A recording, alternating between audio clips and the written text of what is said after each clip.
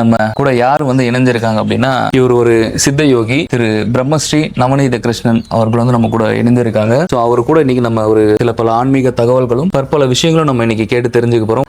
நமஸ்காரம். எப்படி இருக்கீங்க? நல்லா இருக்கேன். சிறப்பு. சித்தர்கள் உடல் கடந்து போக முடியும் அப்படின்ற ஒரு நிலையை சொல்றாங்க. நிச்சயமா இதை பற்றி நானும் என்னுடைய பிரம்மயோகம் சேனலில் ஒரு சில வீடியோக்கள் நானும் பதிவு பண்ணியிருக்கேங்க ஐயா. கண்டிப்பாக மக்கள் அது கேள்விகளை நிறைய பேர் கேட்குறாங்க, இதெல்லாம் சாத்தியம் தானா, கண்டிப்பாக சாத்தியப்படுமா அப்படின்னு கேட்குறாங்க. ஸோ அவங்களுக்கு நீங்கள் என்ன சொல்ல வரீங்க? கண்டிப்பாக அது சாத்தியமானதுதான். உடல் கடந்து போகிறது தான் ஆன்மாவுடைய வேலை. ஒரே உடலில் தங்குறது இல்லை, அது எல்லாருக்குமே தெரியும். நிச்சயமா. ஆனால் இந்த உடல்ல இருந்து கடந்து இந்த உடலுக்கு தான் போகிறோமான்றதான் நிறைய பேருக்கு தெரியறதில்லை. கண்டிப்பாக உடல் கடந்து போகிறோன்றது எல்லாருக்கும் தெரியும், சப்ஜெக்ட் தெரியும். அது எல்லாரும் மறுபிறவின்னு சொல்லுவாங்க, இல்லை அது ஒரு ஆவின்னு சொல்லுவாங்க. ஆனால் கடந்து போகிறதுன்றது எல்லாருக்கும் தெரிஞ்சிருக்கு. ஆனால் இந்த உடல்ல இருந்து எந்த உடலுக்கு போகிறோன்றது தான் சித்தர்களுடைய வேலை. அது எப்படி உடைக்கணும் அப்படின்னா, நீங்கள் அணுவாக உடைச்சாதான் போக முடியும். ஸோ அணுவுக்கு பின்னாடி இருக்கிறது ஜீவன், அந்த ஜீவனுக்கு பின்னாடி இருக்குது ஜீவசக்தியான வாயு. வாயு இல்லாமல் எதுவுமே புஷ் பண்ணாது. வாயு உங்களுக்கு புஷ் பண்ணாதான் அடுத்தடுத்த மூவ் கிடைக்கும். உடலில் இருக்கிற எல்லா பார்ட்டுகளுக்கும் ஒரு புஷ் தேவை. அப்போ உள்ள உங்க ஒரு புஷ் பண்றதே யாருன்னா உங்களுடைய மனசு தான். அந்த மனசுல என்ன இருக்குன்னா ஜீவசக்தியான வாயு இருக்கு, அதிர்வுகள் இருக்கு. அதை பிரபஞ்ச ஒளின்னு சொல்றோம். அது இங்க நிறைய சயின்ஸா நிறைய அதுக்கு பேர் வைக்கிறாங்க. அது துகளினுடைய சப்தம், அது அதிர்வு. அது அந்த அதிர்வு யாரெல்லாம் உணர முடியுதோ அவங்கெல்லாம் அடுத்த பரிணாமத்துக்கான நகர்வில் இருக்கிறாங்கன்னு அர்த்தம். அந்த நகர்வில் இருக்கிறவங்களுக்கு இங்கே உடம்பை பிரித்து எடுத்துகிட்டு போகிறது கூட முடியும். அப்படி இன்றைக்கி நிறைய பேர் பண்ணிகிட்டு இருக்கிறாங்க. நாம் இங்கே அடையாளமாக வச்சுருக்கிறோம். இப்போ ஒரு புஸ்தக கடையில் ஒரு பேர் வச்சு அடையாளப்படுத்தி ஒரு புஸ்தகம் வாங்குகிறோம். அந்த புஸ்தகத்துக்குள்ள சொற்கள் எல்லாருக்குமானது. அதை மாதிரி இங்கே எல்லாரும் உடஞ்சி போயிருக்கிறாங்க. நம்ம வள்ளலார் உடஞ்சி போனதை சொல்கிறோம், பாலயோகி உடஞ்சி போனதை சொல்கிறோம். அவங்கெல்லாம் உடம்பை கரைச்சி தான் எடுத்துகிட்டு போனாங்க. ஸோ கம்ப்ளீட்டாக. ஆமாம், பாலயோகிலாம் ரூமுக்குள்ளே போனார், காணாம போயிட்டார். இன்றைக்கும் அது ஒரு பெரிய விழாவாக கொண்டாடிட்டு இருக்கிறோம். இன்றைக்கி வள்ளலார் தைப்பூசத்துக்கு பெரிய நம்ம விழாவாக கொண்டாடிட்டு இருக்கிறோம். ரூமுக்குள்ளே போனார், ஜோதி ஆகிட்டாரு, மறைஞ்சிட்டாரு நம்ம சொல்கிறோம். இங்கே ஜோதி ஆகிட்டாரு அப்படின்னா, ஜோதின்றது அந்த வாயுவினுடைய உடைத்து போகிறது தான், அந்த ஒளி பிம்பமாக போகிறது தான். அது எப்படி உடைச்சாங்கன்றது அவங்க தெளிவாக தான் சொல்லிட்டு போயிருக்கிறாங்க. நாம் அதை ஒத்துக்காத காரணம், நாம் இங்கே இருக்கிற நம்மளுடைய வழிபாடுகள், இந்த உடல் எப்படி இருக்குது, இது எது கேட்குது எது கேட்கல, இது என்ன மாற்றம் ஏற்படுது, இது எப்போ ஒடுங்குது, ஒடுங்கும் போது என்னவா ஒடுங்குது, ஒடுங்குற ஒரு இடத்துல தான் ஜோதி இருக்குது. அதனுடைய ஸ்வஸ்தானத்தில் தான் ஜோதி இருக்குது. அது ஏன் ஜோதினா, அது அதிர்வு. ஜோதினா நீங்கள் ஒளியை காட்டுறோம், விளக்கேற்றி காட்டுறோம்.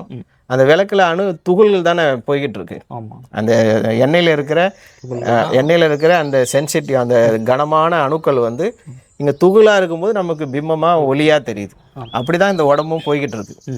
ஆனால் அது பல நுட்பமான துகள்களாக போகுது, பல கோடி துகள்களாக வெளியே போகுது. அந்த துகள்களை அந்த பிராணனுடைய ஜாக்கிரதையில் போகுது. ஜாக்கிரதையில் போகும்போது எந்த உடலில் இருந்து போனதுன்றது அதுக்கு தெரியும், எந்த உடலுக்கு போக போகிறதுன்றதும் தெரியும். அப்போ பரிணாமத்தை உணர்ந்து போகிறவங்க இங்கே நிறைய பேர் இருக்கிறாங்க. நாம் யாரோ 2 பேர் ஐடென்டிஃபிகேஷன் பண்ணி சொல்கிறதுக்கு என்ன காரணம்னா, இவங்கெல்லாம் சாட்சியாக இருந்துட்டு போனாங்க. மீதி பேர்லாம் சாட்சி என்னத்துக்கு, நான் தான் போகிறேன், நான் போயிட்டே இருக்கிறேன். ஏற்கனவே சாட்சியாக இருந்துட்டாங்களே, எல்லாரும் சாட்சியாக இருந்தீங்க என்ன பண்ண போகிறோம்? அப்போ எல்லாரும் சாட்சி ஆகிடுவோம், எல்லாரும் கடவுள் உருவ வழிபாடு கொண்டு வந்துடுவாங்க. உருவ வழிபாடு வேணான்னு தான் எல்லாம் விட்டுட்டு போகிறாங்க. வள்ளலாருக்கும் நம்ம வழிபாடு தான் செய்துட்ருக்குறோம். வள்ளலாறு போய் இன்றைக்கி பார்க்குற பக்தர்கள்லாம் வழிபாடு தான் செய்கிறாங்க. அவர் செய்ததை எத்தனை பேர் செய்கிறாங்கன்னு சொல்ல முடியாது. கண்டிப்பாக குறை சொல்லலை, அவங்களுக்கு புரிஞ்சதை செய்கிறாங்க. இப்போ புரியாதவங்களுக்கு அது பெரிய விஷயமா இருக்கும், புரிஞ்சவங்களுக்கு அது ரொம்ப பெரிய விஷயம் இல்லை. ஏன்னா புரிஞ்சிடுச்சு, இவ்வளோ தான் சப்ஜெக்டுன்றது புரிஞ்சிடுச்சு. அதனால் அவங்கள அணுவாக மாற்றிட்டு போகக்கூடியவங்க நிறைய பேர் இருக்கிறாங்க, போய்கிட்டு தான் இருக்கிறாங்க, வந்துக்கிட்டு தான் இருக்கிறாங்க. நீங்கள் நீங்கள் அடையாளம் கேட்குறீங்க, எனக்கு பாஸ்போர்ட் மாதிரி ஒரு போனதுக்கு வந்ததுக்கு எனக்கு ஒரு இது கொடுன்றீங்க. பிரபஞ்சத்துக்கு முன்னாடி நீங்கள் எந்த அடையாளமும் தேவையில்லையே. பிரபஞ்சம் உணர்ந்தவங்களுக்கு அது தெரியும். கண்டிப்பாக. உணராதவங்களுக்கு தான் அடையாளம் தேவை. கண்டிப்பாக. அதனால் இங்கே எல்லாரும் உடச்சி போகிறதுக்கான எல்லா சாத்தியமும் வாய்ப்பும் இருக்குது. தெளிவான ஒரு பதில் கொடுத்துருக்கீங்க. அடுத்தது என்னென்னா, சிவபிரபாகர சித்தயோகி 723 வருஷம் வாழ்ந்த ஒரு மகான் அப்படின்ட்டு நம்ம சொல்கிறோம். கண்டிப்பாக. நீங்கள் இப்போ சமீபத்தில் ஒரு நேர்காணல், ஒரு ப்ரைவேட் நேர்காணலில் அதை பற்றி பேசியிருக்கீங்க. அதற்கான ப்ரூஃப்ஸும் இருக்குது அப்படின்ட்டு நீங்கள் சொல்லியிருக்கீங்க. ஆமாம். அவரை பற்றி நீங்கள் கொஞ்சம் எங்கள் நேயர்களுக்கு சொன்னீங்க அப்படின்னா கொஞ்சம் சிறப்பாக இருக்கும். கண்டிப்பாக. சிவபிரபாகர சித்தயோகி அப்படின்றவர் கிட்டத்தட்ட 723 வருடம் சரீரங்கள் மாறி மாறி அடையாளப்படுத்திட்டு போயிருக்கிறாரு. அவர் இந்த 723 வருடன்றது நம்ம கொண்டாடுறதுக்கு என்ன காரணம் அப்படின்னா, அந்த இதுக்கான ரெக்கார்ட்ஸ் இருக்குது. அவர் கைப்பட எழுதி வச்சு அவர் சொந்த மொழிகள், அவருடைய மொழியில் அவருடைய பாஷையில் அவர் எழுதி வச்ச ரெக்கார்டு இருக்கிறதுனால இதை கொண்டாடிட்டு இருக்கிறோம். நான் அழிவதிலே வந்துக்கிட்டு தான் இருக்கிறேன், அடுத்தடுத்த உடல் நான் மாறிக்கிட்டு தான் இருக்கிறேன். இதில் கூட ஒரு நேயர்கள் நமக்கு சொல்லியிருந்தாங்க, ஏன் உடல் மாறணும், இருந்தே செஞ்சுட்டு போகலாமே அப்படின்னு. கண்டிப்பாக இருந்து தான் செஞ்சிட்ருக்குறாங்க. ஆனால் இன்னொரு உடலில் இருந்து செஞ்சுக்கிட்டே இருக்காங்க. இந்த உடல் எவ்வளோ பக்குவப்படுதோ அந்த வரைக்கும் அவங்க இன்னும் மரணிக்கலை. மரணிச்சாதான் ஏன் அவங்க இல்லை அப்படின்னு நம்ம கேட்கலாம். கண்டிப்பாக அவங்களால எந்த உடலில் எவ்வளோ வருஷம் இருக்க முடியுமோ அவ்வளோ வருஷம் இருந்திருக்கிறாங்க. ஒரு உடலில் 300 வருஷம் கூட இருந்திருக்காரு, ஒரு சில உடலில் 50 வருஷம் கூட இருந்திருக்காரு, ஒரு சில இதில் 100 வருஷம் இருந்திருக்காரு. ஸோ இதெல்லாம் அவருடைய ஹிஸ்ட்ரியில் அவரே எழுதி வச்சுருக்காரு. அதனால் இங்கே அவர் கிடைக்கிற அவர் மாறுகிற உடல், அவருக்கு அந்த பக்குவமான நிலைகள், அவருடைய அந்த இயற்கை என்ன தீர்மானிக்குதோ அதில் அவர் வாழ்ந்துட்டு தான் இருக்கார். அவர் இன்னும் கூட அவர் மரணிக்கலை. நம்ம எதை சமாதி நிலைன்னு சொல்கிறோன்னா, இந்த உடலை சமப்படுத்தி வச்சுட்டு போனதுனால சமாதி நிலைன்னு சொல்கிறோம். அவர் இன்னும் ஃப்ரிச்சுவலாக தான் இருக்கார், இங்கே கரண்ட்டில் இருக்கார். கண்டிப்பாக அதை நம்ம உணரன் தான் நமக்குள்ளே வருவார். கண்டிப்பாக ஆமாம், நம்ம கேள்வி கேட்கலாம், எவ்வளோ வேணாலும் கேள்வி கேட்கலாம். அதுக்கு அவங்க எந்த அப்ஜெக்ஷனும் அவங்க சொல்ல போகிறதே கிடையாது. நீ என்ன வேணாலும் கேள்வி கேளு, நீ என்ன வேணாலும் திட்டு, உனக்கு திட்டுறதை கூட அவங்க லைக் பண்ணுவாங்க. கண்டிப்பாக எவ்வளோ வேணாலும் திட்டலாம், எவ்வளோ வேணாலும் பாராட்டலாம். ஆனால் நீ எதை நோக்கி வரேன்றதை அவங்க பார்ப்பாங்க.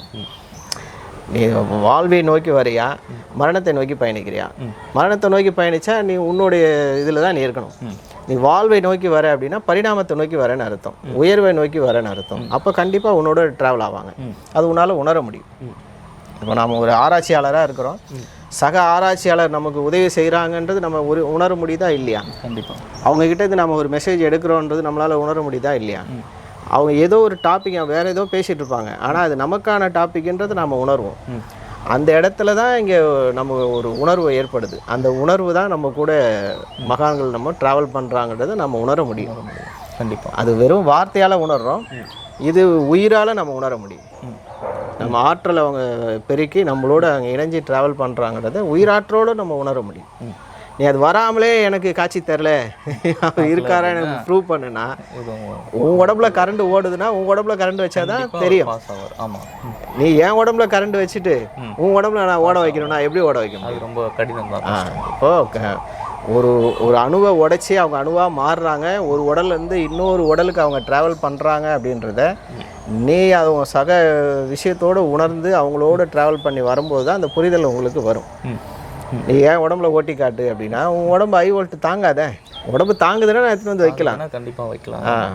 ஏன்னா அவங்க அடைஞ்ச நிலைகள் எல்லாம். ஆமாம், அப்போ நீ அதுக்கான முயற்சி எடுக்கணும். அது மாதிரி முயற்சி எடுக்கணும். முதல்ல 25 வோல்ட்டை தொடணும், அதுக்கப்புறம் 30 வோல்ட்டை தொடணும், 40 வோல்ட், இப்படியே தொட்டு நீங்கள் பழக்கமாகும் போது உங்கள் உடம்புல இருக்கிற செல்ஸ் என்ன ஆகும்னா அந்த அணுக்களாக மாறக்கூடிய பக்குவம் உங்களுக்கு வந்துடும். கண்டிப்பாக நீங்கள் கேள்வி எப்படி வேணாலும் கேட்கலாம். நீங்கள் மாற முடியுமா, முடியாதா, ஏன் மாறணும், இருந்து செஞ்சுட்டு போகலாமே, இத்தனை உடல் அவர் ஏன் மாறணும், ஒரே உடல்ல ஏன் இருக்கக்கூடாது? எனக்கு சந்தேகம் இல்லை. ஆமாம், இல்லை புரியுது. இந்த கேள்விகள் உங்ககிட்ட எழுப்புறது எதுக்கு? இல்லை புரியுது, மக்களுக்கு தெரியணும் அப்படின்னு. கண்டிப்பாக இது ஆன்மீகம் தான். இதில் கண்டிப்பாக எல்லாரும் கேள்வி கேட்கறதுக்கான எல்லா ரைட்ஸும் எல்லாருக்கும் இருக்குது. உணருங்கன்னு சொல்கிறோம். உணர்தலுக்கு முயற்சிக்கிறது தான் இங்கே எல்லாரும் வந்து ஒரு விஷயத்தை நம்ம வழி நடத்தி முன்னேருந்து சொல்லிக்கிட்டு இருக்கோம். அப்போ அது உணர்றதுக்கு முயற்சிக்கிறவங்களுக்கு இது சாத்தியம்னு சொல்கிறேன். கண்டிப்பாக